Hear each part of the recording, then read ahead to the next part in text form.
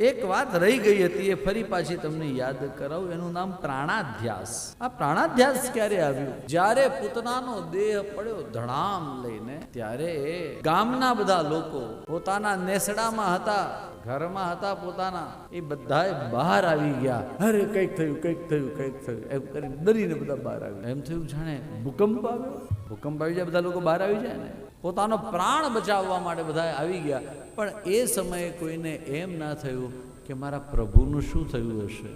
એનું નામ પ્રાણાધ્યાસ. આપણા ઘરની અંદર કોઈ પણ આપત્તિ આવે તો તરત આપણને પ્રભુ યાદ આવે છે. આપણા ઉપર આપત્તિ આવે તો નહીં. દાખલા તરીકે બિલ્ડિંગમાં આગ લાગે, અથવા તો વરસાદની અંદર આપણે ગ્રાઉન્ડ ફ્લોર ઉપર રહેતા હોઈએ અને પાણી ઘરમાં બધા ભરાવા લાગે તો પ્રભુ યાદ આવે છે કે પોતે એકલા જ ઉપર ભાગી જઈએ છીએ. આવી રીતના આવા સમયે જો આપણને પ્રભુ યાદ ન આવે એને પ્રાણાધ્યાસ કહેવાય.